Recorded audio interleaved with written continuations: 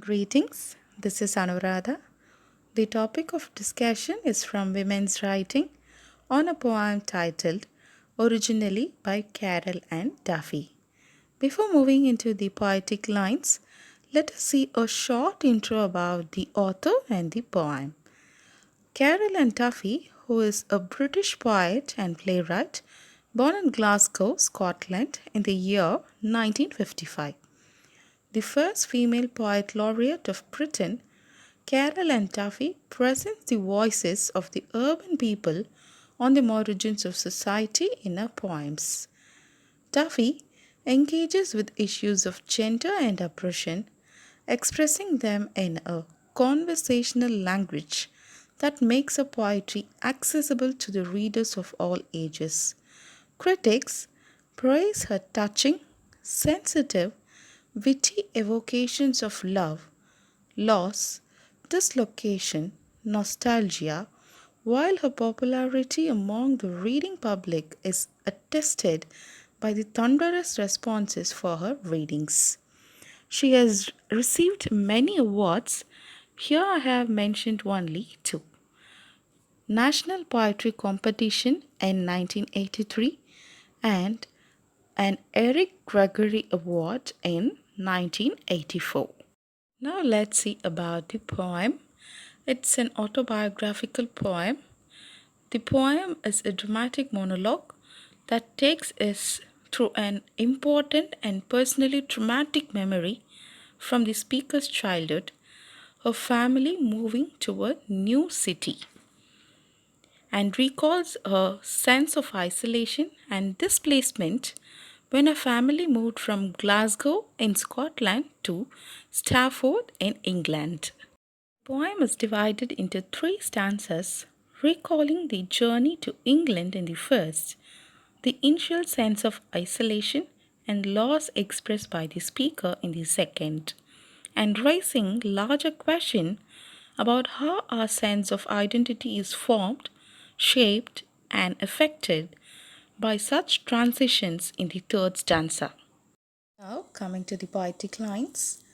We came from our own country in a red room which fell through the fields, our mother singing our father's name to the turn of the wheels.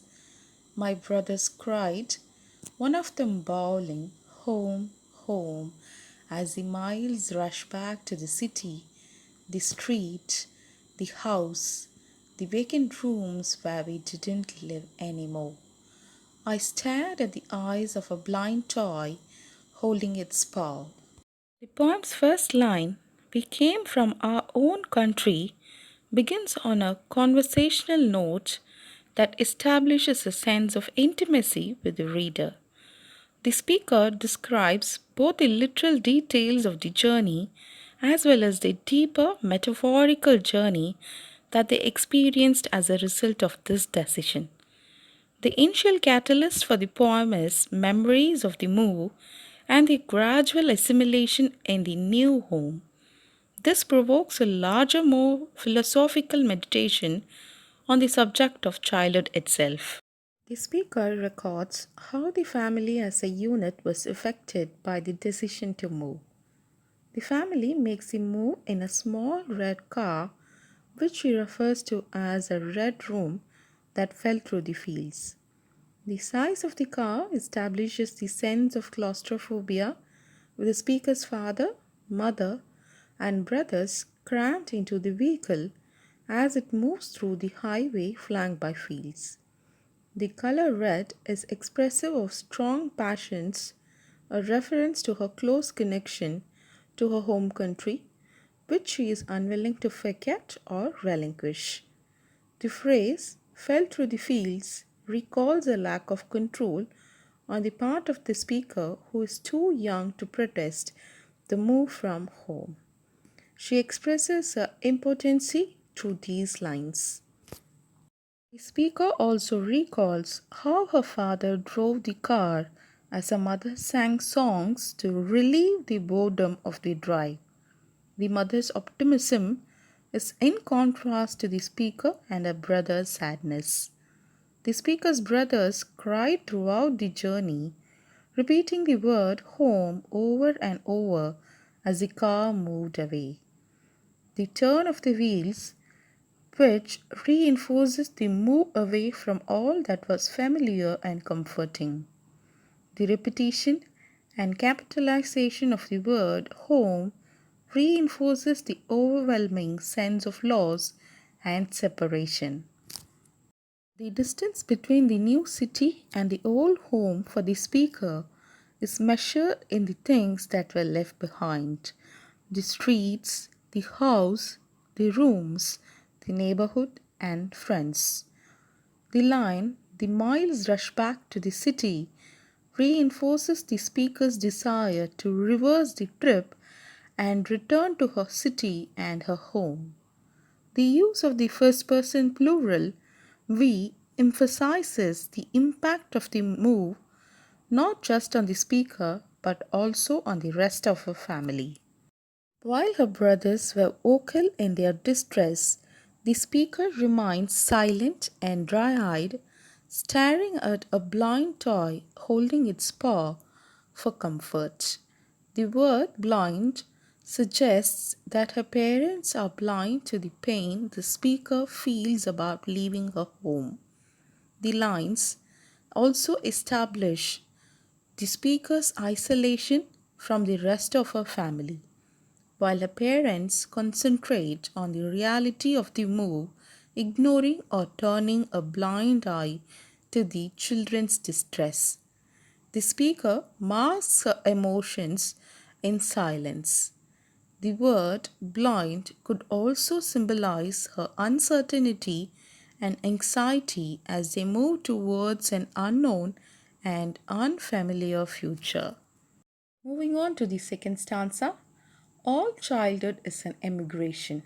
Some are slow, leaving you standing, resigned, up an avenue where no one you know stays.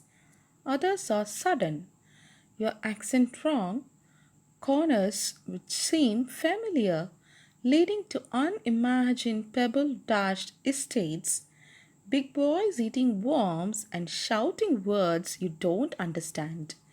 My parents' anxiety stirred like a loose tooth in my head. "I want our own country," I said. The second stanza, the poet has grown up and come to understand that this relocation is a universal human experience. All childhood is an emigration suggests that the speaker has understood the inevitable nature of change and that it is an inevitable phase of growing up. The speaker extends the metaphor to the following lines where she identifies two types of emigration: the slow and the sudden. The former is voluntary, that takes you to places where nobody knows you. Such immigrations are also accepted by the mover. However, the speaker also understands the sudden emigration, never voluntary but thrust upon, and that makes the mover a refugee. The second finds the emigrant in unfamiliar spaces where the natives speak an alien tongue and the used roads lead to strange corners, where the immigrant is made to feel different and foreign. In the second type of movement, the emigrant himself or herself feels alone, separated from the crowd because of their cultural and linguistic difference. The loneliness and isolation are caused by the change in place, people, and language. The stanza records the sense of alienation and confusion experienced when confronted by behavior and language that is alien. In case of the speaker, it is her accent that is wrong or misplaced. She finds communication and acceptance difficult because of a difference from the people around her. The Pebble Dash estates could refer to the unfamiliar new home they move into or school she attends, reinforcing her sense of confusion and anxiety. The boys eating worms could refer to either neighborhood kids or her brothers who have adjusted and adapted to the changed circumstances. Their accents sound strange to her ears and expose her inability to negotiate through the strange and unfamiliar landscape. Speaker's parents are worried that the change would affect the speaker. The initial optimism expressed in the mother's songs during the journey is replaced by apprehension. Their concern is like a loose tooth for the speaker, an unpleasant reminder of a problem that has to either resolve naturally or be mended eventually. The speaker's only solution is to articulate that she wants to go back home to their country.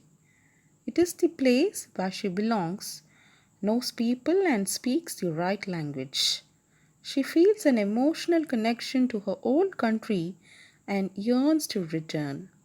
This attitude of the poet is not shared by her family and is also an important reason for her sense of isolation. The italics reinforce the connection to the first line of the poem when the child speaker expresses a desire to return home. Moving on to the final stanza. But then you forget or don't recall or change, and seeing your brother swallow a slug, feel only a scalp of shame. I remember my tongue shedding its skin like a snake, my voice in the classroom sounding just like the rest. Do I only think I lost a river, culture, speech, sense of first place and the right place? Now, where do you come from? Strangers ask. Originally, and I hesitate. In the final stanza, it begins with the conjunction but, suggesting a change in the speaker's attitude. She is much older now, reflecting on the experience of childhood, and she understands that change is inevitable. She also understands that it is not possible to return home. Time is always moving forward and bringing natural changes. The speaker understands that one can forget one's country, choose not to remember it as one grows older and changes. The lines, but then you forget or don't recall or change, is a contrast to the speaker's attitude in the previous stanzas. When she rebelled against the change, felt frightened by it, and wanted to go back to the familiar. This contrast shows us the passage of time when she has grown up and has adapted to her feelings of isolation. Her brother's transition and assimilation are most straightforward. The speaker feels a sense of shame when she sees her brothers competing with the neighborhood boys in war meeting.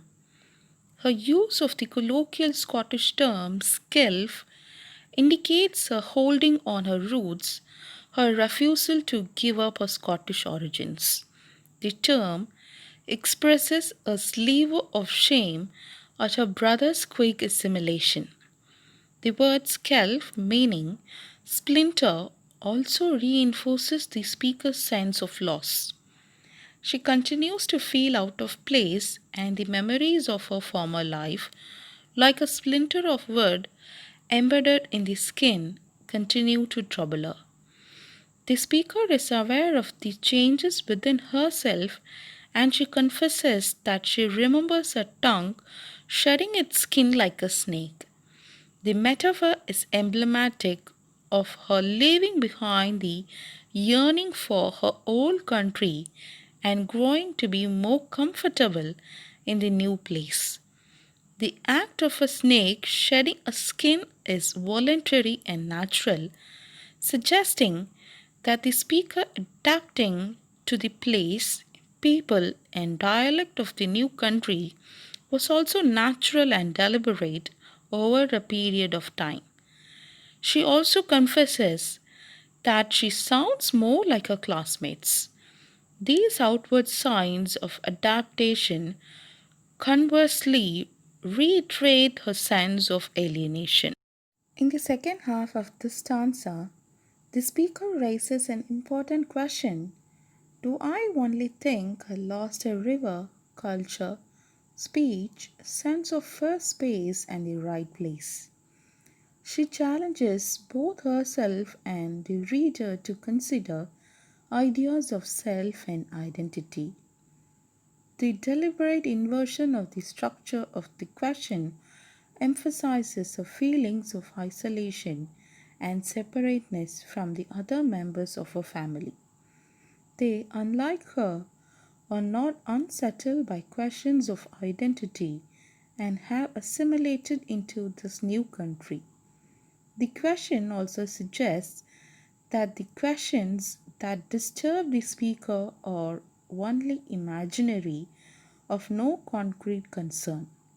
The loss of the question is connected to the image of the snake shedding its skin. In order to survive, the speaker has to lose the culture and identity of one place and replace it with new one. At the end of the poem, when strangers approach her with the question, "Where do you come from?" she hesitates. The speaker is uncertain how to define her identity and qualifies it with the question of her own originally. The query is also the title of the poem, which explores the extent to which our own identity is shaped and defined by our environment, dialect, and culture. The speaker's confusion over the question also reveals her identification with the new land over time and her rethinking the relevance of her origins. The previous stanzas present the impact of childhood experiences that shape her identity in her formative years. The transitions in the poet speaker's childhood have resulted in a sense of confusion about her own identity and where she belongs, and the poem is her attempt to re-evaluate and redefine clearly what her true origins are. She continues to feel a sense of attachment towards the country she left behind. The poem has a feeling of loss and ambivalence running through the lines. Let's see a short recap of this poem in jest. The poem in three stanzas presents the idea of dislocation and displacement that occurs when emigration happens. The poet examines the consequences of an incident from the poet's own childhood when the family moved out of Scotland to England. The speaker in the first stanza describes the day of moving as the family travels in a red vehicle. While her brothers express their fear and sorrow in tears, the speaker remains silent, perhaps ambivalent of the move. In the second stanza, she understands that immigration is a universal human condition. What varies is one's own response to it. The third stanza introduces the idea that the self has a capacity to adjust to change. The poem's subversion of the theme of dislocation lies in the assumption that all our life is a process of emigration and acceptance of that state of transition. Hope this video is useful to you. Now I bid you adieu. Thank you.